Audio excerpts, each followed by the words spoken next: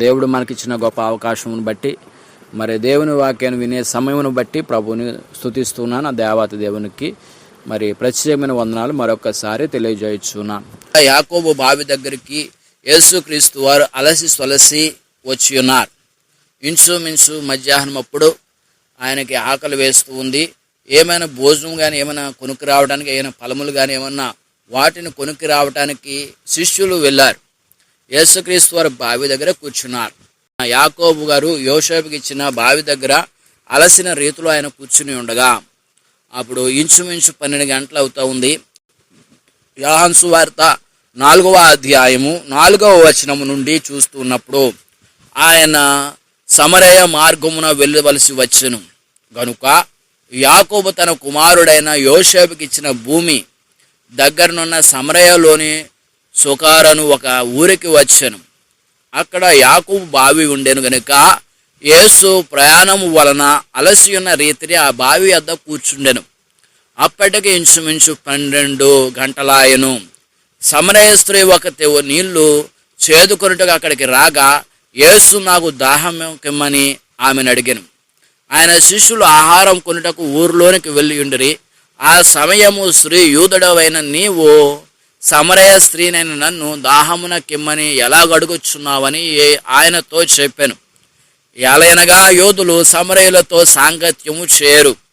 అందుకు యేసు నీవు దేవుని వరమును నాకు దాహమున కిమ్మని నిన్ను అడుగుచున్న వాడెవడో అది ఎరుగి ఉంటే నీవు ఆయనను అడుగుదువు, ఆయన నీకు జీవజలమిచ్చునని ఆమెతో చెప్పెను. అప్పుడు ఆ స్త్రీ, అయ్యా, ఈ బావి లోతైనది, చేదుకొనుటకు నీకేమీ లేదే. ఆ జీవజలము ఎలాగూ నీకు దొరుకును? తానును తన కుమారులను పశువులను ఈ బావి నీళ్లు త్రాగి మాకిచ్చిన మన తండ్రి అయిన యాకోబు కంటే నీవు గొప్పవాడవా అని ఆయనను అడిగాను. అందుకు యేసు, ఈ నీళ్లు త్రాగు ప్రతివాడును మరలా దప్పిగొనును. నేనిచ్చు నీళ్లు త్రాగు వాడెల్లప్పుడూ దప్పిగొనడు. నేను వానికిచ్చు నీళ్లు నిత్య జీవనకై వానిలో ఊరెడి నీళ్లు బొగ్గుగా ఉండునని ఆమెతో చెప్పెను. ఆ స్త్రీ ఆయనను చూసి, అయ్యా, నేను దప్పు కొనుక్కుంటున్నట్లును చేదుకొనుటకింత దూరం రాకున్నట్లును ఆ నీళ్లు నాకు దయచేయమని అడుగగా యేసును వెళ్ళి నీ పెనిమిటిని పిలుచుకుని ఇక్కడికి రమ్మని ఆమెతో చెప్పెను. ఆ స్త్రీ నాకు పెనిమిటి లేడనగా యేసు ఆమెతో, నాకు పెనిమిటి లేడని నీవు చెప్పిన మాట సరియే. నీకు 5 పెనిమిట్లుండిరి. ఇప్పుడు ఉన్నవాడు నీ పెనిమిటి కాడు, సత్యమే చెప్పితివనెను. అప్పుడు ఆ స్త్రీ, అయ్యా, నీవు ప్రవక్తవని గ్రహించుచున్నాను. మా పితరులు ఈ పర్వతమందు ఆరాధించురు గాని ఆరాధింపవలసిన స్థలం యెరూషలేములో ఉన్నదని మీరు చెప్పుదురని ఆయనతో అనగా యేసు ఆమెతో ఎట్లెను, అమ్మా, ఒక కాలం వచ్చున్నది, ఆ కాలమందు ఈ పర్వతము మీదనైనను యెరూషలేములోనైనను మీరు తండ్రిని ఆరాధింపరు. నా మాట నమ్ముము. ప్రియులారా, ఇక్కడ సమరయ స్త్రీ గురించిన విషయాలు మనం చూస్తూ ఉన్నాం. సమరయ స్త్రీని గురించిన విషయాలను మనము పరిశీలన చేస్తూ ఉన్నాం. ప్రియులారా, అక్కడ సుకార్ అనే గ్రామము చివరిలో యాకోబు మరి తన కుమారుడైన యోసేపుకి ఇచ్చిన బావిని మనము చూస్తూ ఉన్నాం. ప్రియులారా, యేసు ప్రభువు యూదుడు వెళ్ళిన ప్రాంతం ఏమో సమరయ. ఆయన వెళుతున్న మార్గంలో ఆగాడు. ఇశ్రాయేలు దేశం ప్రాముఖ్యంగా యోదయ, సమరయ, గలిలయ అనే 3 ప్రాంతాలుగా విభజింపబడింది, విడిపోయింది. యోదయ, గలిలయ ప్రాంతానికి మధ్యలో ఈ సమరయ ప్రాంతం ఉన్నది. అయితే యూదులు సమరయులతో సాంగత్యం చేరు. ప్రియులారా, సమరయులు నీళ్లు త్రాగురు, మాట్లాడరు, అంటువ్యాధులాగా వారికి వీరికి మాటలు ఉండవు, భోజనం కలిసి చేరు. సమరయులను యూదులుగా పాపులుగా, సమరయులను యూదులు ఏం చేస్తారంటే పాపులుగా, వ్యభిచారులుగా, విగ్రహారాధికులుగా, అంటరాని వారిగా పరిగణిస్తారు. చివరికి యూదయ నుండి గలిలయకు సమరయ మీదుగా దగ్గర దారి అని ఆయన మంచి చుట్టూ తిరిగి వెళ్తారని తప్ప సమరయలు అడుగు పెట్టరు. ప్రియులారా, ఎవరైనా సరే సమరయలు అడుగు పెట్టకుండా చుట్టూ తిరిగి వారి ప్రాంతాలకు వెళ్ళాలని చూస్తారు కానీ సమరయలోంచి ఎవరు వెళ్ళరు. అది ఒక అంటురాని ప్రాంతంగా చూస్తూ ఉంటారు. అయితే ఎందుకంటే మనం చరిత్రలో మనం ఆ విధంగా చూస్తూ ఉంటే ఆ విధంగానే వారికి వ్యతిరేకంగా ఉంటా ఉన్నారు. ఇశ్రాయేలు దేశంలో ఈ యొక్క సమరయ అనేది మధ్యలో ఉన్నది. ప్రియులారా, ఇశ్రాయేలు రాజైన ఒకనొక సమయాన్ని చూస్తున్నప్పుడు ఇశ్రాయేల్ రాజైన ఒమ్రీ షెమెరు అనే వ్యక్తి దగ్గర 2 తలంతులకు ఆ కొండను కొని అక్కడ పట్టణం కట్టించి దానికి షోమ్రోను అని పేరు పెట్టారు. షోమ్రోన్ అని పేరు పెట్టిందే సమరయ. ప్రియులారా, ఇది మొదటి రాజుల గ్రంథం 16వ అధ్యాయంలో కాలక్రమేణా మనము అక్కడ చూస్తాం. కాలక్రమేణా ఈ పట్టణం అనేక సార్లు దాడికి గురి కాబడ్డది. అనేక సార్లు యుద్ధంలో ఓడిపోయి ప్రియులారా గెలుచుకుంటూ వస్తూ ఓడిపోతూ ఉంది. సమరయులు అనే పేరు వచ్చింది. ఎలా వచ్చిందంటే క్రీస్తు పూర్వం 677 నుంచి 721 మధ్యలో ఎసర్హదోన్ అనే అసురు రాజు ఆ ప్రాంతాన్ని జయించి ఇశ్రాయేలును చెరపట్టి అసురు రాజ్యానికి తీసుకుని పోయాడు. ఇతర దేశ ప్రజలు తీసుకొచ్చి ఈ సమరయ ప్రాంతంలో నివాసం చేయమని చెప్పి అక్కడ ఆ విధముగా ఈ రాజు అక్కడ కూర్చున్నప్పుడు ఆ కూర్చబడిన జనమే ఈ యొక్క అసురులు అనగా సమరయులుగా వారు పిలబడుతున్నారు. ఈ రకంగా మిశ్రమ జాతులుగా వారు పిలబడుతూ సమరయులుగా పిలబడుతున్నారు. 2 రాజుల గ్రంథము 17వ అధ్యాయం 24 నుంచి 41వ వచనం వరకు ఈ విధముగా వారు తెలియపరుస్తూ రాయబడిన విధానం మనం చూస్తూ ఉంటాం. ప్రియులారా, తర్వాత వారు తమ విగ్రహాలను విడిచిపెట్టి క్రమం యూదుల ఆచరణలు యెహోవా దేవుని ఆరాధించడం మొదలు పెడతారు. ఆ విధంగా దేవుని అడగటానికి ముందుకు సాగేటట్లుగా దేవుడు చేయలను కోరుకుంటాడు. అయితే యూదులు ఇశ్రాయేలుల చెర విముక్తి పొందిన తర్వాత దైవాజ్ఞ మేరకు మందిరము కట్టడం ప్రారంభిస్తారు. దేవుని యొక్క మందిరము నిర్వహించాలని చెప్పి ఆయన మందిరము కట్టాలని కోరుకుంటూ ఉంటారు. ప్రియులారా, అప్పుడు ఈ సమరయులు మేము కూడా మీ దేవుణ్ణే ప్రార్థిస్తామని, మేము కూడా మీతో పాటు మందిరాన్ని కడతామంటే ప్రియమైన జెరుబ్బాబెలు, యోషువ అనే పెద్దలు దానికి అంగీకరించరు. వారు వ్యతిరేకించి వారిని రానివ్వకుండా ఈ యొక్క సమరయులను దూరం చేస్తారు. నెహెమ్యా గారైతే ఏకంగా మీకు మాతో పాలైనను లేదు, పోతైన లేదు, స్వాస్థ్యమైన లేదని కరాఖండిగా చెప్పడం ద్వారా అప్పటి నుంచి ప్రియులారా వారిలో వ్యతిరేకత భావం కలిగి ఉన్నారు సమరయులు. అప్పటి నుంచి యూదులకు ఇశ్రాయేలులకు మధ్య వైరము గొడవలు ప్రారంభమవుతూ వచ్చాయి. చివరకు సమరయులు గెరేజిము కొండ మీద ఒక మందిరాన్ని కట్టుకుంటే క్రీస్తు పూర్వం 139లో ఒక యోధారాజు దాన్ని పడగొట్టినట్లు చరిత్ర చెబుతుంది. అప్పుడు వారు సమరయ అనగా శేకము కొండ మీద ఒక మందిరాన్ని కట్టుకొని ఆరాధించడం మొదలు పెట్టారు. ప్రియులారా, ఈ రకంగా ఈ 2 జాతుల మధ్య వైరము యేషయ్య వచ్చే వరకు ఆ యొక్క వైరం కలుగుతూనే ఉంది. ఇప్పటికీ కూడా 160 సమరయ కుటుంబాలు ఈ ప్రాంతం నివాసం చేస్తూ అప్పటికప్పుడు ముందుకు సాగేటట్లుగా వారు జీవిస్తూ ఉండేవారు. అయితే ఇటువంటి అంటరాని ప్రాంతంగా, పాపపు ప్రాంతంగా, దొంగలతో నింపబడిన ప్రాంతంగా, ప్రజలందరితోనూ వెలివేయబడిన ప్రాంతానికి ఏ ప్రవక్త బోధకుడు కూడా వెళ్ళటానికి భయపడే ప్రాంతానికి లోకరక్షకుడైన యేసయ్య తానే స్వయంగా ఆ ప్రాంతాన్ని దర్శించాడు. ప్రియులారా, అప్పటి వరకు చుట్టూ తిరిగి వెళ్తూ ఉంటే ఈ సమరయుల నుంచి వెళ్లకుండా సమరయుల నుంచి వెళ్తే దగ్గర దారి. అయితే జనాలైన వారు, ప్రవక్తలైన వారు, యాజకులైన వారు, సుంకరులైన వారు, శాస్త్రులు, పరిసయ్యులైన వారు ఈ సమరయుల ప్రాంతం గుండా వెళ్లకుండా వారు అంటరాని వారు వ్యతిరేక జనంగా, పాపులుగా వారు అనుకుంటూ వారు ప్రాంతం గుండా వెళ్ళని వారు ప్రియులారా ఈ యొక్క యేసుక్రీస్తు వారు ఆ దారి గుండానే వెళ్తూ ఉన్నారు. ఆ దారి గుండానే వెళుతూ అలసి ఉన్నారు. అలసి యొక్క సమరయలో ప్రాంతంలో యోసేపుకి ఇచ్చిన యాకోబు బావి దగ్గర ఆయన అలసి ఇంచుమించు 12 గంటల సమయంలో అలసి కూర్చుని ఉన్నాడు. శిష్యులైతే ఆహారం కొనడానికి పక్క ప్రాంతానికి వెళ్ళారు. యేసయ్య అలసి చూస్తూ ఉన్నారు. ప్రియులారా, యాకోబు బావి దగ్గర కూర్చుని ఉన్నాడు. ప్రియమైన దేవుని బిడ్డలారా, ఎంత గొప్ప భాగ్యం. ఒకసారి చూడండి, ఇక్కడ మనము చరిత్రలోకి వేస్తే ఎన్ని తరాలు మారిన తర్వాత యేసుక్రీస్తు ఆ బావి దగ్గరికి వచ్చి ప్రియులారా ఆ ప్రాంతంలో ఉండటం, ఆ ప్రాంతానికి రావటం ఎంత గొప్ప విశేషం. ప్రియమైన దేవుని బిడ్డలారా, ఆ ప్రాంతం కూడా మొట్టమొదట దర్శించిన స్త్రీ మామూలు వ్యక్తి కాదు. ఆ స్త్రీ ఏమాత్రం మంచి సాక్ష్యం లేని ఒక వ్యక్తిని ఎన్నుకుని ఆ ప్రాంతాన్ని మార్చిన వైనం నిజంగా అద్భుతమైన. ప్రియులారా, ఆ వ్యక్తిని, ఆ సమరయ ప్రాంతాన్ని మార్చడానికి మూలధారముగా దేవుడు ఒక వ్యక్తిని ఎన్నుకున్నాడు. ఆ వ్యక్తి పాపములో కొద్దిగా అటు ఇటు అని లేదు, పాపంలోనే మరి జీవిస్తున్న వ్యక్తిగా ఉంది. ఆయన ఆశ్చర్యకరుడు, ఆలోచనకర్త, నిత్యుడగు తండ్రి, సమాధానకర్త. ఈరోజు నీవు కూడా ప్రజలందరితో వెలివేయబడ్డావా అంటే నీ కుటుంబంలో నువ్వు వెలివేయబడ్డావా? ప్రియులారా, నీకు సంఘంలో నుంచి నువ్వు వెలివేయబడ్డావా? ఒకవేళ నీ ఇంటి వారు నీతో మాట్లాడటం లేదా, నీ ఇంటి బంధువులే నీతో మాట్లాడట్లేదా, నీ యొక్క స్నేహితులే నీతో మాట్లాడలేదా? నీకు దూరంగా ఉండటం, నేను దూరంగా ఉంచడమే వెలివేయటము. ఆ విధంగా ఒకసారి జ్ఞాపకం చేసుకునండి ప్రియమైన దేవుని బిడ్డలారా. నువ్వు అంటరాని కులంలో పుట్టావని హేళన చేస్తున్నారా? నువ్వు తక్కువ జాతి దానివి, తక్కువ జాతి వాడవు, పలానా వాడవు అని చెప్పి పలానా వారిని నువ్వు నిందిస్తూ ఉన్నారా? నువ్వు కూడా మన కులం వేరు, వాళ్ళ కులం వేరు, వాళ్ళు గొప్పలు, మనం ఎందుకు పనికిరాము అని నువ్వే దిగజారిపోతూ ఉన్నావా? నీ భర్త, నీ తల్లిదండ్రులు, అన్నదమ్ములు, అక్క చెల్లెలు అందరూ నిన్ను విడిచిపోయారా? లేకపోతే అందరు నిన్ను కలిసి నీకు తోడుగా ఉంటున్నట్లుగా ఉంటూ నీకు వ్యతిరేకంగా ఉండారా? ప్రేమన దేవుని బిడ్డలారా, పాపులను రక్షించడానికి క్రీస్తు యేసు లోకంలోనికి వచ్చారు. ఎవరైతే పాపులో వెలివేయబడ్డారో, అంటరాని వారికి ఎంచబడ్డారో వాళ్ళందరికీ యేసయ్య చక్కని పరిష్కారం ఇస్తానని దేవుడు సెలవిస్తూ ఉన్నాడు. ప్రియమైన దేవుని బిడ్డలారా, మనం చూస్తూ ఉన్నాం. మధ్యాహ్నం 12 గంటల సమయంలో యేసు ప్రభువుల వారు సమరయ ప్రాంతంలో సుకారనే గ్రామ పొలిమేరలో గల యాకోబు బావి దగ్గర అలసిన రీతిలో కూర్చున్నట్లు మనం చూస్తూ ఉన్నాం.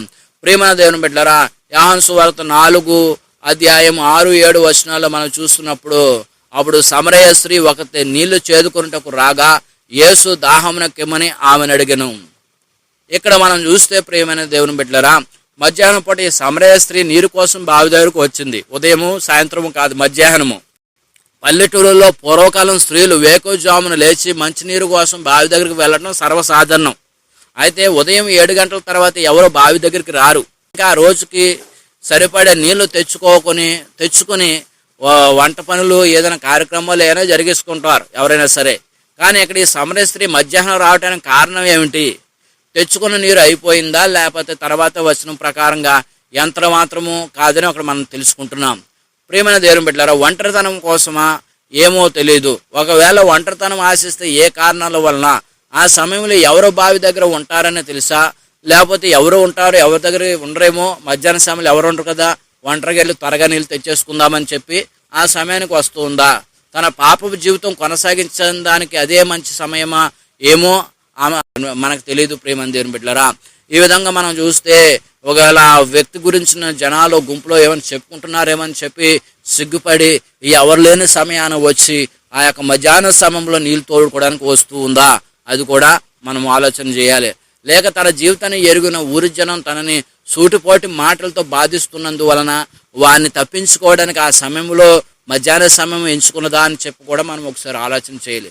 పూర్వకాలంలో ఒక విషయం ఊరంతా తెలియాలంటే మరి ఇలాంటి రేవుల దగ్గర చెబితే కొంతసేపటికి ఊరంతా ప్రాకిపోతుంది. ప్రియులారా, ఉన్నదానికి కొంచెం కలిపి ఇంకా చెప్పేవారు ఈమెలాగా మరి ఆమె గురించి జీవితం, ఇతని గురించి జీవితము, ఇంకా కొన్ని పలుకులు దాంట్లో పలికి కొన్ని రకాల కలిపి చెప్పే జనాంగాలు అప్పటి నుంచి ఇప్పటిదాకా ఉంటానే ఉన్నారు. నీళ్ళ బావిల దగ్గర, చెరువుల కాడ, ప్రేమ దేవుని ఎక్కడైనా గుంపుల కాడ, పనుల కాడ వారి పనుల గురించి మాట్లాడరు, కానీ ఇతరుల గురించి మాట్లాడే జనాంగం చాలామంది ఉంటారు. లేక ప్రజలకి తన జీవితం ఎలాడో తెలియకపోయినా తన అంతరాత్మ గద్దింపుతో ప్రజలకి తన ముఖం చూపించలేక మరి ఆ మధ్యాహ్న సమయంలోని వెళ్ళాలి, నా గురించి అందరికీ తెలుసు, ఇటువంటి వారికి నా ముఖం చూపించి నేను ఎందుకు అల్లరపాలవటం ఎందుకని చెప్పి తనకు తానే తగ్గించుకుని ఆ విధముగా మధ్యాహ్న సమయం ఎంచుకుందేమో. ఒకవేళ మరి నీవు కూడా ఆ యొక్క ప్రియమైన దేవుని బిడ్డలారా, మనం తప్పు చేయకపోయినా మనుషులకు భయపడుతూ మనము ఒంటరి జీవితం జీవించాలి, మనుషులలో ఉండకూడదు, ఒంటరిగానే ఉండాలని చెప్పి మీలో ఎవరైనా అనుకుంటూ ఉన్నారేమో ప్రియమైన దేవుని బిడ్డలారా. అలాగా ఒంటరిగా గడపడం కొరకు ఇష్టపడటం ద్వారా ప్రియమైన దేవుని బిడ్డలారా, 2 పేటల తాడు త్వరగా తెగదని దేవుని వాక్యమే సెలవిస్తుంది. ఒంటరిగా ఉన్నప్పుడు చెడు ఆలోచనలు వస్తాయి. ఒంటరిగా ఉన్నప్పుడు మరి లోకంలోనే ఉన్న విషయాల కొరకే ఆలోచన చేస్తాం, కానీ మంచి విషయాల కొరకు మన ఆలోచన చేయము. కాబట్టి ఒకసారి ఆలోచన చేయండి. ఈ లోకంలో ఎవరికి మన జీవిత రహస్యాలు తెలియకపోయినా నిన్ను నన్ను పుట్టించిన సృష్టికర్త అనే దేవునికి తెలియక మానదు, చప్పగా చూస్తాడైనా. నీ యొక్క స్థితిగతులను బట్టి, నీ యొక్క పరిస్థితులను బట్టి చూస్తూనే ఉంటాడు. ఆ సమరయ స్త్రీ ఆ సమయంలో అక్కడికి వస్తుందని తెలిసే యేసయ్య అక్కడికి వెళ్ళి రక్షణ అందించారా? నాయన గ్రామంలో విధవరాలు ఏకైక కుమారుడు చనిపోయాడని ఎరిగి ఒక రాత్రంతా నడిచి కపెర్నహూము నుండి నాయనకి సుమారు 32 కిలోమీటర్లు ఉదయాన్నే ఆ గ్రామం చేరుకుని ఆ విధవరాలు కుమారుని బ్రతికించి ఇచ్చారు. యేసయ్యను చూడాలని ఎప్పటి నుంచో ఆశిస్తున్న పొట్టి జక్కయ్య కోసం ఆ ఊరు వచ్చి మేడి చెట్టు ఎక్కి కూర్చున్న జక్కయ్యను పేరు పెట్టి మరీ పిలిచి అంటూ ఉన్నాడు యేసయ్య, జక్కయ్య త్వరగా దిగుము, నేను నీ ఇంట ఉండవలసి ఉన్నది, బస్ చేయవలసి ఉన్నది, నేను ఇంటికి రావాల్సి ఉన్నదని ప్రభువు సెలవిస్తున్నాడు. మనం చేసే ప్రతి ఆక్రందన, ప్రతి ప్రార్థన ఆయనకు వినబడుతుంది. ప్రియులారా, ఇక్కడ సమరయ స్త్రీ వస్తుందనే దేవుడికి మరి తెలుసా అంటే తెలిసే ఉండొచ్చు. ఎందుకంటే ఆ ప్రభువైన యేసుక్రీస్తు వారు భూత భవిష్యత్ వర్తమాన కాలములు ఎరిగిన దేవుడు ప్రభువు. ఆయన బ్రతుకు ఉండగానే ఆ శిష్యులకి జరిగేది చెప్పాడు, జరగబోయేది చెప్పాడు, జరుగుతూ ఉన్నది కూడా చెప్పేస్తూ ఉన్నాడు. ప్రియమైన దేవుని బిడ్డలారా, మనం చేసే ప్రతి ఆక్రందన, ప్రతి ప్రార్థన ఆయన వింటాడు, వినబడుతుంది. ఆయనకి నశించిన దానిని వెదకి రక్షించడానికి మనుష్య కుమారుడైన యేసయ్య ఈ లోకానికి రావటం జరిగింది. నశించిపోయే స్థితిలో ఉన్న ఆ సమరయ స్త్రీని రక్షించిన యేసయ్య, నాయను విధవరాలిని కుమారుని బ్రతికించిన యేసయ్య, జక్కైను పలకరించి రక్షించిన యేసయ్య నిన్ను సరైన సమయంలో దర్శించబోతూ ఉన్నారని గమనించు. ఈ వాక్యం ద్వారా, ఈ వాక్యము ఎంచుకోవటం ద్వారా నీవు కూడా కొన్ని విషయాలను బట్టి ప్రభువుకి నువ్వు చేస్తున్న ఆక్రందన, నీ జీవితం బట్టి ప్రేమైన దేవుని బిడ్డలారా, నువ్వు ప్రార్థన చేయకపోయినా నీ జీవితమే ప్రభువు నీ చెంతకు రప్పించేలాగా చేస్తుంది. నువ్వు చక్కటి జీవితం జీవిస్తే నువ్వు ప్రభువులోకి వస్తావు. నువ్వు చక్కటి జీవితం జీవించకపోతే, పాపపు జీవితం జీవిస్తూ ఉంటే ప్రభువే నీ దగ్గరికి వచ్చి వాక్యాన్ని చెబుతాడు, నీకు మారు మనసు దయచేస్తాడు. అయితే గమనించవలసిన విషయం ఏమిటంటే, దేవుని పని దేవుని సమయంలో ప్రియమైన దేవుని బిడ్డ దేవుని ప్రణాళిక ప్రకారం జరుగుతుంది. ఎప్పుడు ఏం జరగాలో, ఎలా జరగాలో దేవునికి సమస్తం తెలుసు. ఆ సమయానికి అన్ని సమకూడి జరుగుతాయి. దురదృష్టవశాత్తు మనం అడిగిన వెంటనే పని జరిగిపోవాలని ఆశిస్తాం, కానీ దేవుడు తన సమయంలో మరి కార్యం చేస్తాడు. మన ప్రణాళిక ప్రకారము పని జరిగితే ఆ సమస్య అప్పటికి తీరిన మరలా వస్తుంది. దేవుని ప్రణాళిక ప్రకారం ఆ సమస్యను తీరుస్తాడు. మనకు అనుకునే సమయాన్ని తీరిస్తే మరలా రావచ్చు. ప్రియులారా, మనకు కావలసింది ఒక బాధ తప్పుకోవటమే, కానీ ఆ సమస్త బాధలను తప్పించడం ప్రభు నిర్ణయించుకుని చేస్తాడు. అయితే దేవుని ప్రణాళిక ప్రకారం జరుగుతుంది, శాశ్వత పరిష్కారంగా ఉంటుంది. కాబట్టి మనము బెదిరిపోకూడదు, అలసిపోకూడదు, సలసిపోకూడదు. దేవుడు నేను త్వరలో దర్శించబోతూ ఉన్నారన్న విషయాన్ని గమనించు. సమరయ స్త్రీ రక్షించడానికి మధ్యాహ్నం వేళ కలిసిన దేవుడు నిన్ను కూడా దర్శించబోతూ ఉన్నాడని గమనించు. నువ్వు ఎదురు చూడు. దేవుడు నిన్ను దర్శించడానికి సిద్ధంగా ఉన్నాడు. ఆయన ఆత్మ ద్వారా నీ దగ్గరికి రావడానికి సిద్ధంగా ఉన్నాడు. నీవు కళల ద్వారైనను, దర్శనముల ద్వారైనను, ఆత్మ ద్వారైనా నీతో మాట్లాడతారు దేవుడు సిద్ధముగా ఉన్నాడు. సమరయ స్త్రీ ఒకటి నీళ్లు చేదుకున్నట్టు అక్కడికి రాగా, యేసు నాకు దాహం ఇమ్మని ఆమెను అడిగాడు. యోహాను సువార్త 4:7 ఇక్కడ మనం కొన్ని ప్రాముఖ్యమైన సంగతులు కనబడితే ప్రియమైన దేవుని బిడ్డలారా, యేసు ప్రభువు వారు దైవమానవుడు, దైవం అనగా దేవుని కుమారుడుగా, అనగా దేవుడే దైవముగా, దైవమానవుడుగా, దేవుని కుమారుడుగా దేవుడై ఆయన ఉంటూ ఉండగా ఆయన ఈ లోకానికి వచ్చి ఆయన శరీరాల కొరకు ఈ లోకంలో జన్మించినందున 2 సార్లు ఆయన దప్పుకున్నట్లు బైబిల్ గ్రంథంలో మనం చూస్తాం. ఒకసారి యాకోబు బావి దగ్గర, రెండవసారి సిలువలో వేలాడుచున్నప్పుడు లేఖనం నెరవేర్చబడడానికి ఆయన నాల సాధారణ మానవుడిగా ఆయన నీళ్ళను అడుగుతూ ఉన్నాడు, దప్పు కలిగి ఉన్నానని చెబుతా ఉన్నాడు. మనం నిజంగా పరిశీలన చేస్తే ప్రియులారా, ఆయన నిజమైన దాహం, ఆకలి ఏమిటి ప్రియమైన దేవుని బిడ్డలారా? ఆయన నిజమైన దాహం ఏమిటి? అసలు ఆ నిజమైన దాహము, ఆకలి ఆత్మకు సంబంధించిందని మనం గుర్తెరగాలి. ఆయన దాహము నీవు, ఆయన ఆకలి నీవు. ప్రియులారా, నీవు ప్రభువులోకి రావటం ద్వారా ఆయన దాహం తీరుతుంది. ఆ యొక్క ప్రభువులోకి నువ్వు జీవించడం ద్వారా ఆయన ఆకలి తీరుతుంది. ఆయన నిన్ను నడిపించడానికి వచ్చాడు. నశించిపోయే ఆత్మను వెదకి రక్షించడమే ఆయన దాహం, ఆకలి. క్రీస్తులో రక్షించబడి వెలిగించబడిన ప్రియమైన దేవుని వారలారా, నీవు ఆ దాహమునకు ఆయనను నువ్వు సేద తీర్చేటట్లుగా, ఆయనను ఆ యొక్క ఆత్మకు సరిపడిన జీవితాన్ని జీవించేటట్లుగా నువ్వు ఉన్నట్లయితే దేవుని యొక్క దాహము, ఆకలి తీరుతుందని నువ్వు గమనించు. ప్రియమైన దేవుని బిడ్డలారా, అనేక మంది వందలాది సంవత్సరాల నుండి యూదులను, సమరయులకు వైరము, శత్రుత్వం కలుగుతూ అక్కడే ఇక్కడ శత్రుత్వం మొట్టమొదటిగా కనబడిన విధముగా మనం చూస్తూ ఉన్నాం. అయితే శత్రువు మీద ప్రతీకారం చేయకుండా, సూటిపోటి మాట్లాడకుండా ఎంతో నమ్రతతో అడుగుతూ ఉంది యేసయ్యను. ఏమనంటే, యూదుడివైన నీవు సమరయ స్త్రీనైన నన్ను దాహమునకిమ్మని ఎలాగడుగుతూ ఉన్నావు? ప్రియులారా, ఆ శత్రువుల్లో ఉన్న వ్యక్తి ఎవరైనా ఆ ప్రాంతం నుంచి వస్తే మీరెందుకు వచ్చారడికే, మీకు పడదు కదా, మీలాంటి వాళ్ళు ఇక్కడ రాకూడదు, వెళ్ళిపోండి అక్కడి నుంచి అని అటువంటి కఠినమైన మాటలు మాట్లాడకుండా మరి మృదువుగానే మాట్లాడుతుంది, చక్కగా మాట్లాడుతుంది. యూదుడవైన నీవు సమరయ స్త్రీని నన్ను దాహమునికమ్మని ఎలా అడుగుతూ ఉన్నావు? ఈ నీరు దగ్గర చెప్తుంది, ఎలా అడుగుతున్నావు? నన్ను అడగకూడదు కదా, నన్ను ఎందుకు అడుగుతున్నావు? మేము పాప జీవితం జీవించే వాళ్ళం కదా, మేము ఎలాంటి అంటరాని వారిగా ఉండేవారం కదా, మమ్మల్ని ఎందుకు అడుగుతూ ఉన్నారు మీరు? ఎందుకంటే మనం యూదులు తాము గొప్పవారమని, సమరయుల పాపులని, అంటరాని వారని పరిగణిస్తున్నట్లుగా మనము చూసాం ప్రియులారా.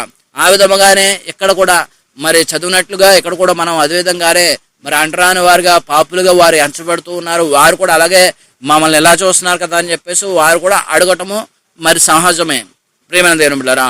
మరో ప్రాముఖ్యమైన సంగతి ఏంటంటే, ఈ సంభాషణ అంతటితో ఆమె యేసయ్యను అయ్యా అని సంబోధిస్తూ ఉంది. యేసయ్య జాతి ప్రకారం ఆమెకు శత్రువు అని ఎంతో గౌరవిస్తూ ఉంది. ప్రియమైన దేవుని బిడ్డలారా, నీలో నాలో అటువంటి మంచి లక్షణం ఉండాలి. శత్రువులు అయినటువంటి వారిలో నుండి ఎవరైనా మన దగ్గరకు వచ్చారనుకో, అలాంటి గుంపులో నుంచి రావగానే మనం ఏం చేస్తామంటే చిరాగ్గా మనం మాట్లాడుతూ ఉంటాం. ఇక్కడ సమరయ స్త్రీ యేసయ్యకి నీరు ద్రాహమునకిమ్మని ఇవ్వడానికి సిద్ధపడింది కూడా, ఇవ్వాలని కూడా ఆశపడుతూ ఉంది. అయితే ఇక్కడ మరో చిక్కు ఏంటంటే, సమరయులు నీటిని, ఆహారాన్ని యూదులు సేవించరు. ప్రియులారా, సమరయులు పెట్టే ఆహారాన్ని, నీటిని ఎవరు కూడా యూదులైన వారు సేవించరు సరికదా. వారి వస్తువులను కూడా తాకరు, ముట్టుకోరు. అందుకే మరోసారి అడుగుతూ ఉంది ఏమనంటే, అయ్యా మీరు మా వస్తువులు ముట్టుకోరు కదా, మీకు నీరు చేదుకోవడానికి బొక్కెన లేదు కదా, మరి నాకు ఎలా జీవజలం ఇస్తారో? మీరు సేద కూడా తెచ్చుకోలేదు, మీరు ఏం వస్తువులు తెచ్చుకోలేదు, మా వస్తువులు ముట్టుకోరు కదా, మీరు ఎలా నాకు జీవజలం ఇస్తారో? ఇక్కడ ఈమెకు యేసయ్య జవాబు ఇస్తూ ఉన్నాడు. ఏమనంటే, తన నిజమైన దాహం ప్రజలకు నిత్య జీవం ఇవ్వటం, నిత్య రక్షణ, నిత్య రాజ్యం ఇవ్వటమే తన దాహం అని ఆయన చెబుతూ ఉన్నాడు. సమరయ స్త్రీ లేఖనం ప్రకారంగా, ప్రియమైన దేవుని బిడ్డలారా, చరిత్ర అవగాహన ప్రకారంగా మనం చూస్తూ ఉన్నప్పుడు, ఈ 4వ అధ్యాయంలో మనం చూస్తున్నప్పుడు ఈ సమరయ స్త్రీకి లేఖనాల మీద ఎటువంటి పట్టు ఉందో మనకు తెలుస్తూ ఉంది. దేవుని వాక్యం కూడా ఆమెకి తెలుస్తున్నట్లుగా మాట్లాడుతూ ఉన్నాం. ప్రియమైన 12వ వచనంకి వచ్చేసరికి, ఆ ప్రకారంగా బావి తనకు ఈ బావి నీళ్లు త్రాగి మాకిచ్చిన మన తండ్రి అయిన యాకోబు కంటే నీవు గొప్పవాడవా అని అడుగుతూ ఉంది. ఈ వాక్యం ప్రకారంగా ప్రియమైన దేవుని బిడ్డలారా, మన తండ్రి అయిన యాకోబు అంటే యూదులకి సమరయులకి అందరూ కూడా తండ్రిగా ఉన్న యాకోబు మాకిచ్చిన గొప్పవాడైన యాకోబు కంటే నువ్వు గొప్పవాడవా అని క్వశ్చన్ మార్క్ వేస్తుంది అని అడుగుతూ ఉంది. ఇక్కడ యాకోబు బావి అని మొత్తం అక్కడ ఉన్న వారికి కాదు, అందరికీ తెలిసేయంది ప్రియమైన దేవుని బిడ్డలారా. అయితే ఆమె యేసయ్యతో ఏమంటుందంటే ఈ విధంగా మాట్లాడుతూ ఉంది. తన తండ్రిని యాకోబు అంటే యూదులకు, సమరయులకు అందరికీ తండ్రి. ప్రియమైన దేవుని బిడ్డలారా, యాకోబు తండ్రి పరోక్షంగా చెప్తుంది, నేను అందరము ఒకే తండ్రి బిడ్డలము, ఒకే దేవుని బిడ్డలము, అయితే మీరు మమ్మల్ని అంటరాని వారిగా చూస్తా ఉన్నారు అని కూడా ఆ మాటలు కూడా అర్థం వస్తుంది. మన తండ్రిని యాకోబు ఇచ్చిన ఈ బావి కంటే నువ్వు గొప్పడువా అంటా ఉంది. ఇక్కడ మనం ఇంకా పరోక్షంగా, మనం ఇంకా అర్థవంతంగా మనం తెలుసుకోవాలంటే, మనం ఒకే తండ్రికి పుట్టిన వాళ్ళం కదా, ఒకరు ఎక్కువ ఒకరు తక్కువ ఎందుకని చూస్తున్నారు అన్నట్లుగా మనం కూడా చూస్తున్నట్లుగా మనం కూడా భావించవలసిన వారిగా ఉన్నాం. ఇదే మాట సమరయ స్త్రీ నిన్ను నన్ను అడుగుతున్నట్లుగా మనం గమనించుకున్నట్లయితే ప్రియమైన దేవుని బిడ్డలారా, మనమందరం కూడా ఒక తండ్రి బిడ్డలమే. నిన్ను ఒకలాగా, నన్ను ఒకలాగా, ఇతరులను ఒకలాగా చూసే గుణము మనలో ఉండకూడదు. మనకంటే పెద్దవారుగా, పెద్ద కులంలో ఉన్నవారికి మన తక్కువ కులం అన్న ఫీలింగ్ మనకు రాకూడదు. వారు మనలాంటి వారే, మనం వారు లాంటి వారే అన్నట్లుగా మనం జీవిస్తూ ఉండాలి. ఈ లోకంలో ఎవరు అంటరాని వారు లేరు. అందరినీ దేవుడు ఒకేలాగా ప్రేమిస్తా ఉన్నాడు. చెడ్డవారిని చూసి వ్యసనం పడకూడదు, మంచివారిని చూసి నువ్వు దగ్గరికి వెళ్ళాలని ఆశపడతాము కాదు. మంచివారి దగ్గరికి వెళ్తున్నట్లుగానే చెడ్డవారిని చూసి అసహాయపడకుండా వారిని కూడా దేవుని రాజ్యం తీసుకునేటట్లుగా దేవుని మాటల చేత వారిని గద్దించి మనస్ఫూర్తిగా వారితో నీవు మాట్లాడి దేవుని మాటలు తెలియపరుస్తూ దేవుని సన్నిధిలో వారిని బలపడేటట్లుగా మనం ఉండాలి. ప్రియమైన దేవుని బిడ్డలారా, ఇక్కడ యాకోబు యోహాను సువార్త 4:20 వచ్చరికి అక్కడ తెలియపరుస్తున్న విధానం ఏంటంటే, ఇంతకు ముందు చెప్పినట్లుగా సమరయులు మొదట గెరిజ్జీముల కొండపై ఒక మందిరాన్ని కట్టుకుంటే ఒక యోధారాజు దాన్ని పడగొట్టేశాడనే విషయాన్ని మీకు తెలియపరిచాను కదా. ఆ విధముగా ఇక్కడ అప్పుడు సమరయులు షెకెము కొండ మీద మందిరము కట్టుకుని ఆరాధిస్తున్నారు. అదే విషయాన్ని ఆమె చెబుతుంది. ఆరాధించే వారం కొండ మీద కాదు, ఇప్పుడు ఆయన ఆరాధించేవారు ఆత్మతోని సత్యంతో ఆరాధించాలని. ప్రియులారా, 25వ వచనంకి వచ్చారు, క్రీస్తు అనబడిన మెస్సయ్య వచ్చునని నాకు తెలుసు, ఆయన వచ్చినప్పుడు సమస్తను మాకు తెలియజేయును, వాక్యం ప్రకారం మనకు క్షుణ్ణంగా అర్థమయ్యేది ఏంటంటే, తన జీవితం ఎలాంటిదైనా కానీ ఆమెకు దైవభక్తి, లేఖనం చదివే అలవాటు ఉందనే విషయాన్ని మనం గమనించాలి. మెస్సయ్య వస్తాడనే నిరీక్షణ ఉంది. అందుకే మొట్టమొదటిగా ఆమెతోనే చెప్పారు యేసయ్య, ఆ మెస్సయ్యను నేనే అని. ప్రియమైన దేవుడు, ఎంత గొప్ప భాగ్యం చూడండి. నేనే ఆ మెస్సయ్యను నేనే. ఇంతవరకు సమరయ స్త్రీ ఒక వ్యభిచారిని, క్యారెక్టర్ లేని వ్యక్తి అని విని ఉండొచ్చు మనం. ఆ విధంగా ఎన్నో వాక్యాలు వినుండొచ్చు. ఎన్నో రకాలుగా మనము సమరయ స్త్రీ గురించిన విషయాలు మనకి తెలిసే ఉండొచ్చు. ప్రియులారా, ఆ విధంగా నువ్వు అనుకుని ఉండొచ్చు. శత్రువు ప్రేమించే లక్షణము, గౌరవం ఇచ్చే లక్షణము, ప్రతి లేఖనాలు చదివే లక్షణము మరి ఆమెకు ఉన్నట్లు మనకు ఉన్నాయని ఒకసారి ఆలోచన చేయండి. ఒకసారి మీ హృదయాలను పరిశీలన చేసుకోండి. ప్రియమైన దేవుని బిడ్డలారా, దేవుని వాక్యం ప్రకారంగా మనం చూస్తూ ఉన్నప్పుడు, దేవునిలో బలపడుతూ ఉన్నప్పుడు, యేసు ప్రభుల వారి సమరయ స్త్రీని రక్షించిన విధానం మనము ఈ విధముగా మనం తెలుసుకోవడానికి దేవుడు మనకిచ్చిన కృపను బట్టి మనం ముందుకు సాగుదాం. ప్రియమైన దేవుని బిడ్డలారా, నీవు యూదుడవు, మేము సమరయులము, నీవు గొప్ప జాతి వాడవు, మేము తక్కువ జాతి వాళ్ళము అని అన్నట్టుగా ఆ విధంగా తెలియపరుస్తూ ఉన్నది.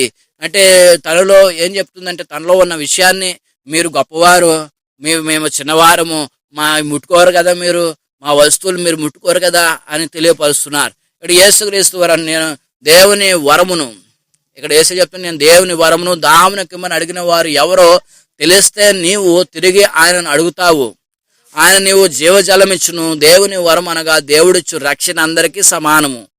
ప్రియులారా, యూదుడని లేదు, సమరయులు అనేది, గ్రీసు దేశస్తులని లేరు. దేవుని వాక్యం ప్రకారం అందరూ సమానమే.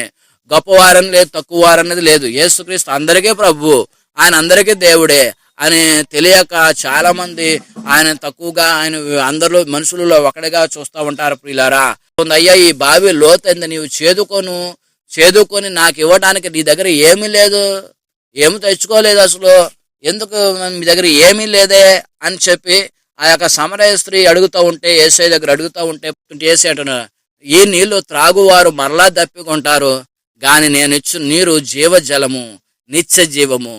ఈ నీళ్ళతో, లోతైన నీళ్ళు మీరు ఎలాగా చేదుకుంటారో, మీ దగ్గర ఏమీ లేదే అని ఆవిడ అడుగుతుంటే, ఈ నీళ్ళు త్రాగితే మరలా దప్పికొంటారు, నేను ఇస్తాను నీళ్ళు, ఆ నీళ్లు నిత్య జీవానికి ఇస్తా, జీవజలం అదే అని చెప్తూ ఉన్నారు.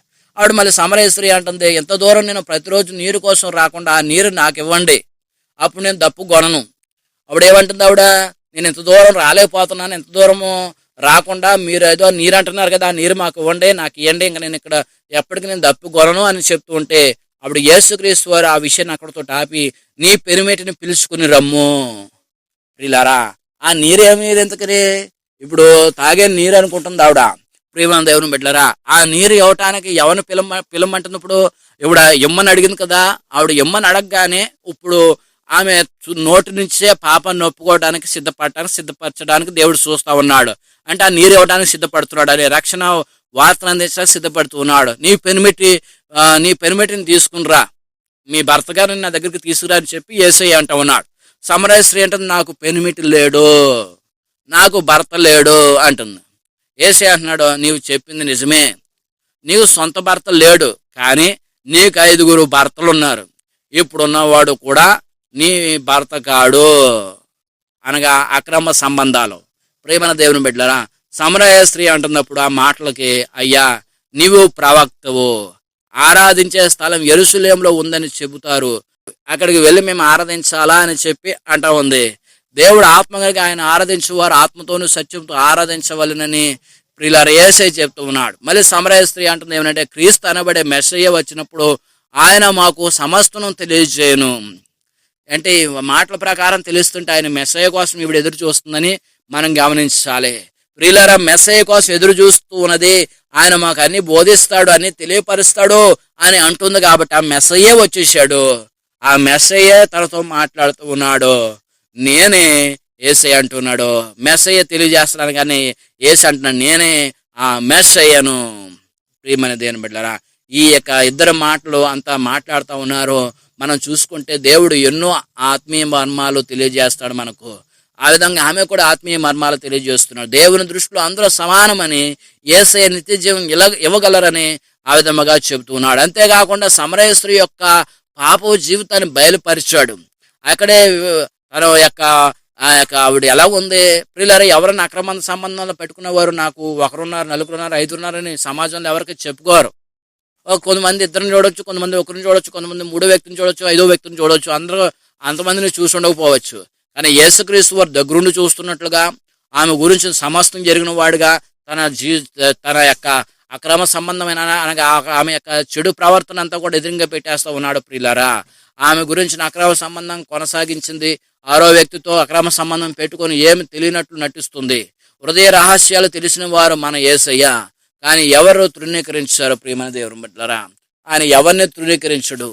ఎంత తప్పులు చేసినా, ఎలాంటి తప్పులు చేసినా ఆయన పాపాలను క్షమిస్తాడు. హెబ్రీయులు రాసిన పత్రిక 4:13 మరి ఆయన దృష్టికి కనబడిన స్పష్టం ఏమి లేదు, ఆయన సృష్టం ఏమి లేదు.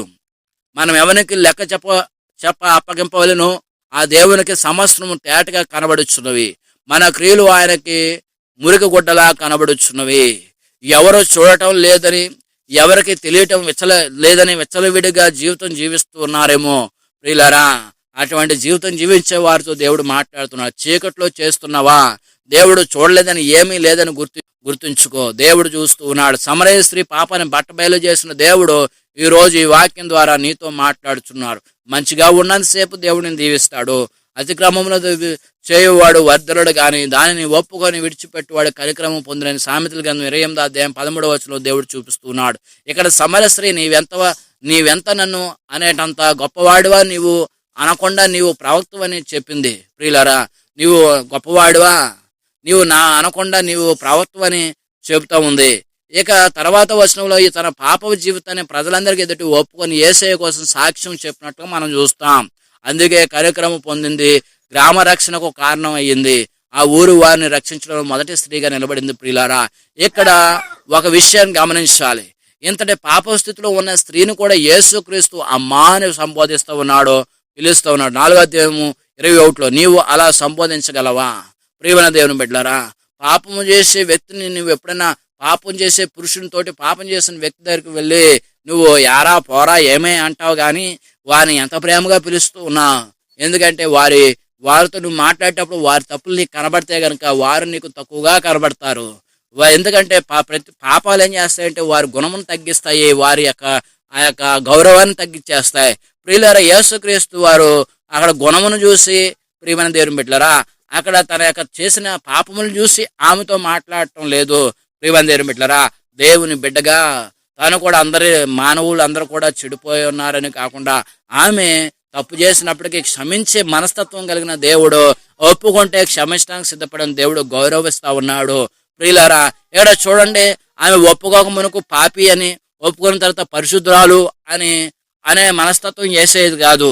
ప్రియులారా, మానవులంటే ఈ లోకంలో ఉన్నంతసేపు నువ్వు దుర్మార్గుడివి, పాపివి, దౌర్భాగ్యుడివి అని తిడతారు.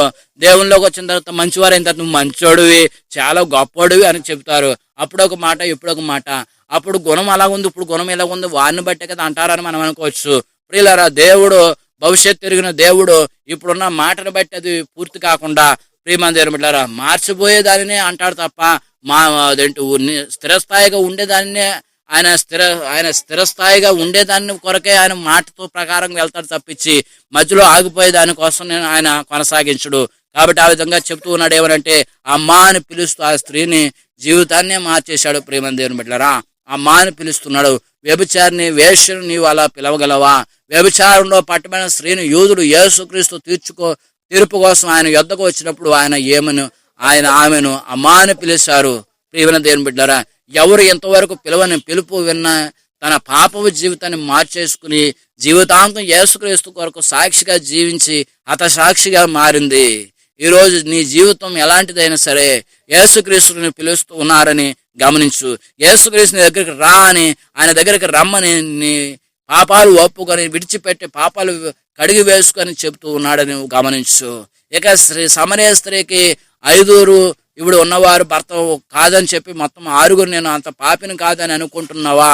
ప్రియమైన దేవుని బిడ్డలారా, అంతమంది భర్తలు ఉన్నారు, అలాంత ఉన్నారు, అంత పాపం నేను ఎప్పుడు చేయలేదు, నేను ఆవితో పోలుస్తున్నారండి మమ్మల్ని అని మీరు అనుకున్నారా? భర్త అంటే భరించేవాడని, అధికారం చేసేవాడని అర్థాలు వస్తాయని ప్రియమైన దేవుని బిడ్డ చాలా మంది కొటేషన్లు పెడతా ఉంటారు. ఏదైతే నేను కంట్రోల్ చేస్తుందో, నేను శాసిస్తుందో, నీ మీద అధికారం చేస్తుందో అదే నీ భర్త. ప్రియమైన సమస్త సమరయ స్త్రీకి 6 భర్తలు మరి నీకో నాకో ఇలాగా భర్తలు ఉన్నారా? లేరు కదా, పాపం చేయలేదు కదా మనము అని మీరు అనుకోవచ్చు. ప్రియమైన దేవుని బిడ్డలారా, ఇక్కడ మీరు జాగ్రత్తగా ఉండండి. నీ కోపము నీ భర్తను గమనించు. ధనాపేక్ష అది కూడా ఒక భర్తను గమనించు. అంటే నిన్ను ఏలుతూ ఉన్నదే నీకు భర్త, నిన్ను ఏలుతూ ఉండేదే నీ భర్త. నీ కోపం నిన్ను ఏలుతుందా? అదొక భర్త. ధనాకాంక్ష నీకొక భర్త. నీ పాపపు తలంతులు, పాపపు కోరికలు అవి కూడా భర్త లాంటివే. అధికార వ్యామోహం అది కూడా నీ భర్తే. నేనే ముందుండాలనుకునే గర్వము, నేనే ముందుండాలి, నేను అందరూ గుర్తించాలి, నేనే అన్నిటికీ ఆధారము, నేను లేకుండా ఏది జరగదు అనే తలంపు నీకుంటే అది కూడా నీకు భర్త. బంగారం మీద మోజుంటే అది కూడా నీకు భర్త, బంగారపు భర్త. నీ త్రాగుడు వ్యసనాలతో నువ్వు ఉంటే, తాగుబోతు అయి ఉంటే, నీ భర్త తాగుబోతు అయి ఉంటే, నీ యొక్క భార్య కుటుంబానికి మీరందరూ కూడా అక్కడ మగవాడు స్త్రీ అని కాదు, ఈ త్రాగుడు వ్యసనాలు ఉంటే అది కూడా నీకు భర్త. టీవీ సీరియళ్ల మీద వ్యామోహం ఉంటే, టీవీకి బానిసైపోయి నీ మీద శాసించినట్లు కాదు ఉంటే అది కూడా నీకు భర్త. ఎందుకంటే సమయం రాగానే, సీరియల్ రాగానే ప్రియమైన దేవుని బిడ్డలారా పని కూడా ఆపేసి సీరియల్ చూసేటట్లుగా ఉంటా ఉన్నారు. ప్రియమైన దేవుని బిడ్డలారా ఆ టైంకి దాని దగ్గరికి వెళ్ళిపోతూ ఉన్నారు. అంటే అది నిన్ను శాసిస్తూ ఉన్నది. ఇలా నీకు ఎంతమంది భర్తలు ఉన్నారో ఆలోచించు. అవన్నీ వదిలివేసి యేసుక్రీస్తు పాదాల చెంత దగ్గరికి రా. ఆయన దగ్గరకు సంపూర్ణ విడుదల, రక్షణ, శాంతి, సమాధానము నీకు తప్పకుండా దొరుకుతాయి. అట్టి దీవెన మనమందరం పొందుకుందాము గాక. ఆ స్త్రీ తన కుండను విడిచిపెట్టి ఊరిలోనికి వెళ్ళి, మీరు వచ్చి నేను చేసినవన్నీ నాతో చెప్పిన మనుషుని చూడుడి, ఈయన క్రీస్తు కాడా అని ఆ ఊరి వారితో చెప్పగా, యోహాను సువార్త 4:28-29 ఒక పరివర్తన చెందిన నిజ విశ్వాస జీవితంలో జరిగే మార్పులు ఈ విధంగా ఉంటాయి ప్రియులారా. ఎప్పుడైతే తను మాట్లాడుతుంది, లోకరక్షకుడైన మెస్సయ్య అని తెలిసిందో, ఎప్పుడైతే తన పాపపు జీవితాన్ని విడమర్చి చెప్పాడో యేసుక్రీస్తు, ఈ సమరయ స్త్రీ మొదటిగా తన కుండను విడిచిపెట్టింది. కుండ ప్రేమ దేవుని మన హృదయానికి సాదృశ్యంగా ఉంది. అది కుండలో అంత పాపమే మిళితమై ఉన్నట్లుగా మనము గుర్తుంచుకోవాలి. తన జీవితానికి సాదృశ్యంగా ఉన్నది ఆ కుండ. ప్రియమైన దేవుని బిడ్డలారా ఆ కుండను విడిచిపెట్టేసింది. లేఖనాలు చదివి మార్పు పొందుదామని అనుకున్న సరే, ఏలోక కోరికల వల్లను లేక తన కుటుంబ పరిస్థితుల వల్లను తాను ఎంతవరకు మనస్సు చంపుకొని ఆ రకంగా మలినమైన జీవితం జీవించింది. ప్రియమైన దేవుని బిడ్డలారా తన కుటుంబం కోసమో లేకపోతే సాపాటు లేకపోతే ఏ పరిస్థితుల్లో మట్టికి అంత దిగజారిపోయి ఎవరు ఉండరు ప్రియులారా. దేనికోసం అంత కఠినమైన ఆ విధముగా ఉన్నదో. మరి ఎప్పుడైతే పరిశుద్ధుని వాక్యంతో తన హృదయం కడుగుకుందో, తన మలినమైన పాపాలను కుండలను వదిలిపెట్టేసి పరుగులు పెడతా ఉంది. ఎక్కడికి వెళ్తా ఉందంటే సువార్త ప్రకటించడానికి. ఎవరు చెప్పారు సువార్త ప్రకటించమని? ఎవరు చెప్పలేదు. ఎక్కడ ట్రైనింగ్ పొందింది? ఎక్కడ లేదు. మరి ఏమని చెబుతూ ఉందంటే, ఏమి చెబుతుంది ప్రియులరా? ఎలా చెబుతుందంటే, నేను చేసినవన్నీ నాతో చెప్పిన మనుష్యుని చూడండి, ఈయన క్రీస్తు, మనం ఎదురు చూస్తున్న మెస్సయ్య. చూసారా ప్రియులరా? నేను చేసినవన్నీ నాతో చెప్తా ఉన్నాడు ఆయన. ఇదేం గొప్ప విషయం ప్రియమైన బిడ్డలారా. అంత గొప్ప విషయము. నేను చేసినవన్నీ నాతోటి ఎవరో చెప్పలేనట్లుగా నేను చేసినవన్నీ నాతో చెప్పిన మనుషుని చూడండి, ఈయన క్రీస్తు, మనం ఎదురు చూస్తున్న మెస్సయ్య ఈయనే. మనలను పాప ఊపిరి నుంచి తీసేసేది ఈయనే మన రక్షకుడు, ఈయనే అని చెప్తూ ఎంత గొప్ప చిన్నదైన ప్రేమైన గొప్ప సాక్ష్యము. ఎంత పెద్ద సాక్ష్యం అని కదా, ఎంత చిన్నదైన గొప్ప సాక్ష్యమే ప్రియులారా. అప్పుడు బహుశా నేను అనుకుంటాను, ఆ ఊరి వారు నీవు ఏం చేశావు, ఒకరు తెలియని వారు నువ్వేం చేశావు, ఆయన ఏం చెప్పాడు అని అడిగారు అనుకోండి, తెలిసినా సరే అప్పుడు ఆ సమరయ స్త్రీ ఒప్పుకొని చెప్పే ఉండాలి తన పాపపు జీవితం గురించి. అంటే నేను చెప్పినవన్నీ ఆ ఊరు దగ్గరికి వెళ్ళింది కదా, వారి దగ్గరికి వెళ్ళి నేను ఏం చేసినా ఎన్ని కూడా చెప్పేశాడు యేసయ్య. ఏం చెప్పాడు? నువ్వేం చేసావు ఎంతకనే, ఏం చెప్పాడు ఆయన అని ఒకవేళ అడిగారు అనుకో, అప్పుడు నేను ఇలాంటి పని చేసానండి, అలాంటి పని చేశాను కూడా ఒప్పేసుకుంటుంది. ఎందుకంటే ఆ మెస్సయ్య ఆయనే అని చెప్తుంది కాబట్టి చెప్పేసి ఉంటుంది ప్రియులారా. అయితే వారు నమ్మి 30వ వచనం ప్రకారము యేసుక్రీస్తుని చూడటానికి తండోపతండాలో ప్రజలు తరలి వస్తా ఉన్నారు. ఎప్పటి నుంచో అణచివేయబడి, వెలివేయబడి, హేళన చేయబడి మెస్సయ్య వస్తాడు, తమను విమోచిస్తాడని ఎదురు చూస్తూ ఉన్నారు. ఎప్పుడైతే ఆమె తన సాక్ష్యం ఆధారంగా ఈమెను మెస్సయ్య అని చెప్పిందో, ఆయనను చూడడానికి జనులు పరుగులు తీస్తా ఉన్నారు, వస్తా ఉన్నారు. ప్రియమైన దేవుని బిడ్డలారా, దేవుని వాక్యం చెప్పడానికి ట్రైనింగ్ అవసరం లేదు. దేవుని వాక్యం వివరించడానికి నీవు పెద్దగా మరి ఎవరో చెప్పినట్లుగా చెప్పాలనుకోకూడదు. వాక్యం చెప్పిన తర్వాత, చదివిన తర్వాత ప్రేరేపణ బట్టి చెప్పడానికి దేవునికి ఇస్తాడు అవకాశము. సాక్ష్యం అనగా కనిన వినిన సంగతులను తెలుపుటయ్యే సాక్ష్యం ఇచ్చడం. ప్రియులారా, నువ్వు విన్న వాటిని నీకు కలిగిన దానిని బట్టి చెప్పడమే సాక్ష్యము. నీ జీవితంలో యేసయ్య చేసిన మేలును గొప్ప కార్యాలను ప్రజలకు ఇరుగు పొరుగు వారికి ఎప్పుడైనా చెప్పావా? నీ సాక్ష్యాన్ని ఎవరికైనా పంచుకున్నావా? నువ్వు దేవునిలోకి ఎలా వచ్చావు? నువ్వు దేవుడు వలన నువ్వు ఎన్ని అద్భుతాలు పొందుకున్నావు చెబుతూ ఉన్నావా, దాచేసుకుంటున్నావా నీలో నువ్వే? దేవుడు చేసిన కార్యాలు సాక్ష్యంగా చెప్పు. దేవుడు చేసిన కార్యాలు దేవుని ఎదుట, దేవుడు చేసిన మేలులో ప్రజల ఎదుట నువ్వు తెలియపరచు. ఒక విషయం ఏం చెప్పనా ప్రియమైన దేవుని బిడ్డలారా, 100 ప్రసంగాల కన్నా ఒక సాక్ష్యార్థమైన జీవితం జీవిస్తున్న ఒక విశ్వాసి యొక్క సాక్ష్యమే ఎక్కువ ఆత్మలను సంపాదించగలరు. 100 ప్రసంగాలను రక్షించే ఆత్మల కంటే ఒక బలమైన సాక్ష్యము చెప్పే సాక్ష్యమే అనేక మంది ఆత్మలు రక్షించగల గొప్ప సాక్ష్యము. ప్రియులరా, ఇక్కడ సమరయ స్త్రీ యొక్క సాక్ష్యమే ఆ ఊరి వారిని మార్చగల అవకాశము. నీవు చెప్పిన సాక్ష్యం ఇప్పుడు కాకపోయినా తర్వాత పట్టుకుంటుంది ఎవరికైనా. పలానా వ్యక్తి చెప్పిన సాక్ష్యంలో దేవుడు ఆ విధంగా మార్చాడు, నన్ను మార్చలేడా అని తన జీవితంలో ఎప్పటికైనా ఉపయోగపడుతుంది ఆ సాక్ష్యము. విన్న రోజున అవసరం లేదు, తన జీవితంలో చెప్పిన సాక్ష్యానికి ఆ యొక్క జీవితంలో ఉన్న విషయాన్ని గుర్తు చేసుకోక తప్పదు ఎవరొకరు. ఆ వ్యక్తి తన బాధలలో ఉన్నప్పుడు తప్పకుండా నీ సాక్ష్యం గుర్తు చేసుకుంటాడు. ఎవరికైనా నీ సాక్ష్యం చెప్తూ ఉన్నప్పుడు నువ్వు ఎలా వచ్చావు, ఎలాగ నువ్వు బాధల్లో ఉన్నప్పుడు, కష్టాలు ఉన్నప్పుడు దేవునికి తోడుగా నిలబడ్డాడో అవన్నీ నువ్వు సాక్షి రూపంగా చెప్తూ ఉన్నప్పుడు విన్నవారు ఒక రోజు కాకపోయినా మరొక రోజైనా ఏదో ఒక రోజైనా ఆ సాక్ష్యం వారికి గుర్తు వస్తుంది. వారికి కూడా బాధ వస్తున్నప్పుడు, వారు కూడా నీకు కలిగినట్లుగా వారికి జరిగినప్పుడు వారు కూడా దేవుణ్ణి మహింపరిచి, ప్రభా ఆమెకు చేసినట్లుగా ఆయనకు చేసినట్లుగా నాకు చేయవా తండ్రి, నేను కూడా నీ బిడ్డగా ఉంటాను ప్రభా, నీకు సాక్షిగా నిలబడతాను ప్రభు అని చెప్పి నీవు కూడా నీ సాక్ష్యం ఆ విధంగా వారికి మార్పునిస్తుందని గమనించండి. సాక్ష్యం చెప్పడానికి నువ్వు ప్రసంగం చేయనక్కర్లేదు, వాక్యాన్ని కంఠోపాఠముగా చెప్పాల్సిన పని లేదు. యేసయ్య నీకు చేసినది చెబితే చాలు. దేవునికి ఏం చేశాడదే చెప్పొచ్చు. యేసయ్య నీ జీవితంలో లేనప్పుడు ఎలా ఉండేవాడవో, ఎలా ఉండేదానవో, యేసయ్య నీ జీవితానికి వచ్చాక ఇప్పటికి నీ జీవితం ఎలా ఉందో, ఎలా మార్చబడిందో సాక్ష్యము చెప్పడమే నీ వంతు. వాక్యము ఆయన సేవకులు చెప్పుకుంటారు, ఆయన సేవకులు సువార్తలు తెలియపరుస్తారు. మరియు నీకు ఇచ్చిన సాక్ష్యం నువ్వు వదిలిపెడతావా? నీకు వాక్యం చెప్పడం నీకు రాకపోతే నువ్వు వాక్యం చెప్పే సేవకులు వాక్యం బోధించే పని దేవుడు ఇచ్చాడు. నీకు సాక్ష్యము చెప్పడానికి నీకు మేలులు చేస్తా ఉన్నాడు.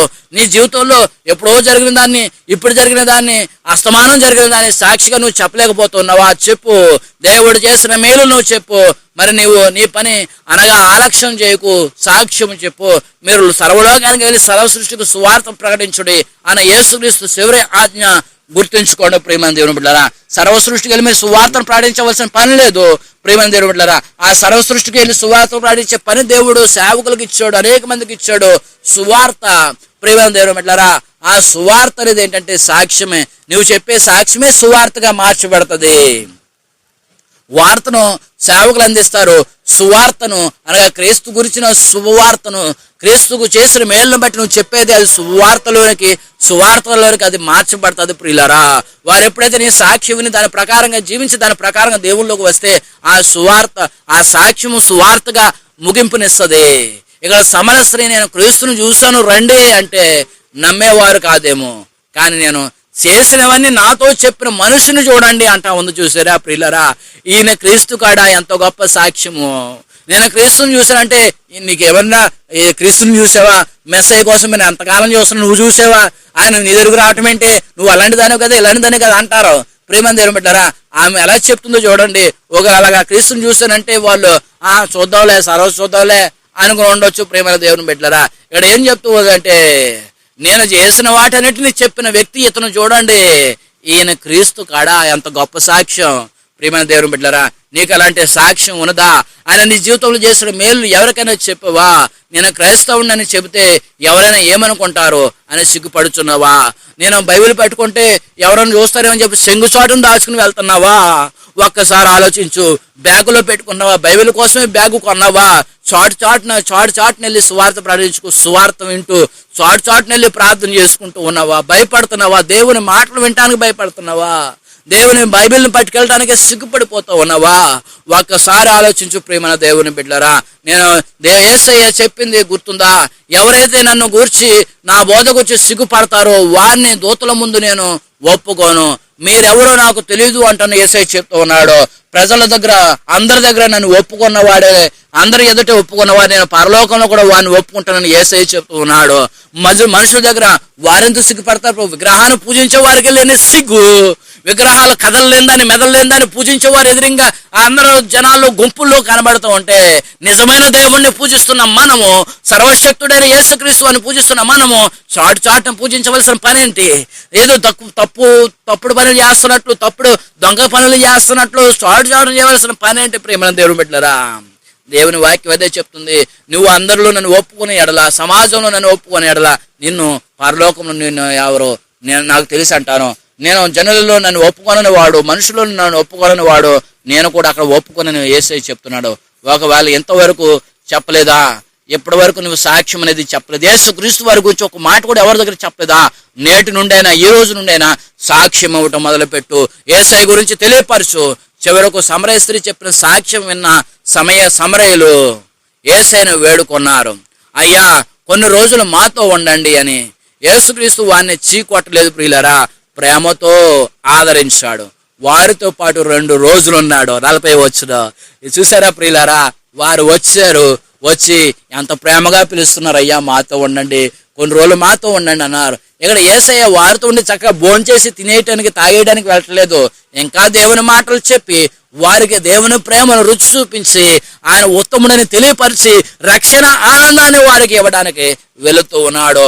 యూదయ ప్రాంతానికి చెందిన యూదుడు యేసుక్రీస్తు, గలిలయ ప్రాంతానికి చెందిన యూదులు ఇశ్రాయేలు 100 సంవత్సరాల తర్వాత సమరయ ప్రాంతంలో 2 రోజులు ఉన్నారు. వారు నీరు త్రాగారు, వారు పెట్టినదే తిన్నారు. ఆయన నీ ఎంట హృదయం వాకిట నిలిచి తట్టుచున్నాడు.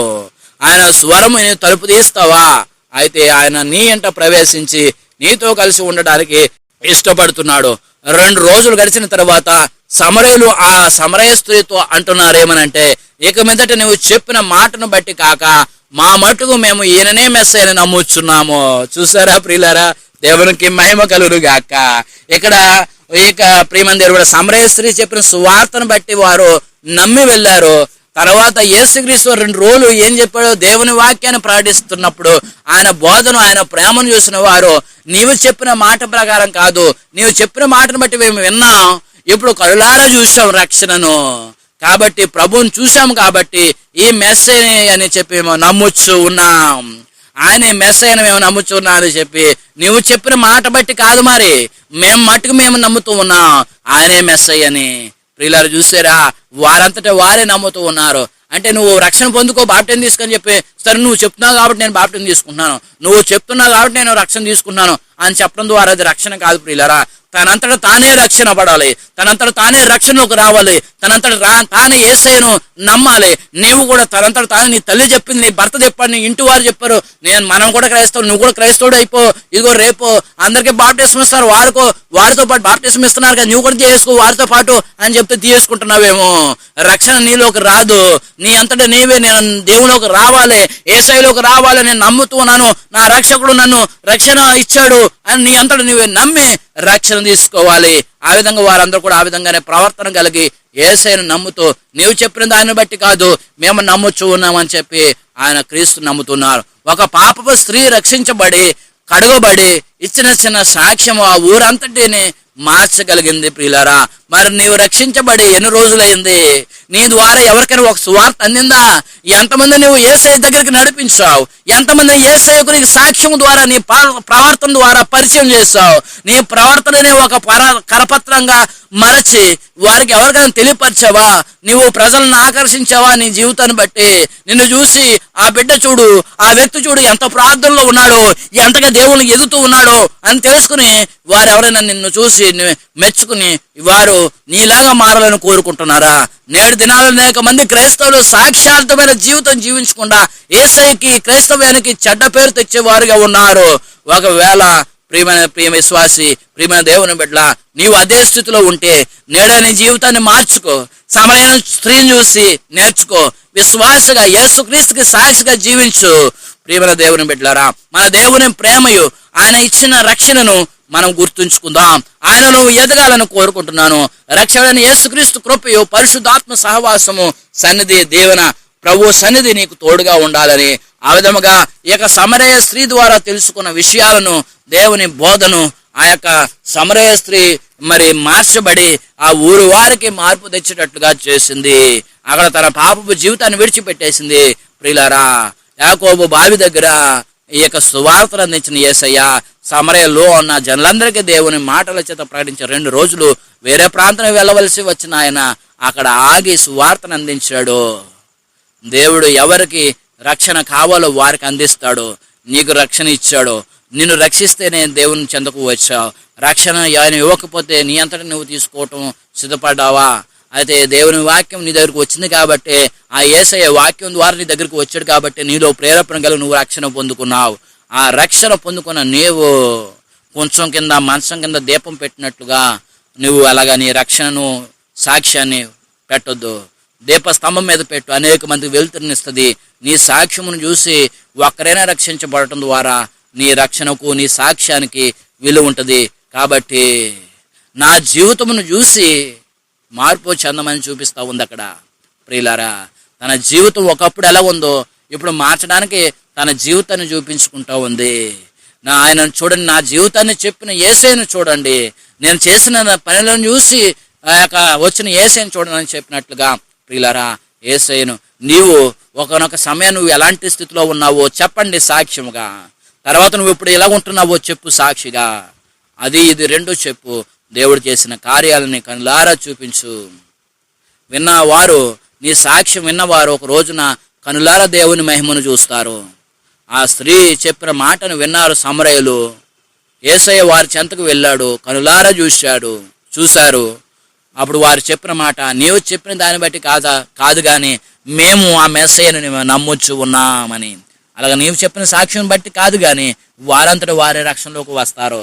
కానీ దేవుడు నీ బట్టి వారు వచ్చారు కనుక నిన్ను హెచ్చిస్తాడు. ఈ వాక్యం ద్వారా దేవుడు మిమ్మల్ని దీవించి ఆశీర్వదించును గాక. ఆమేన్.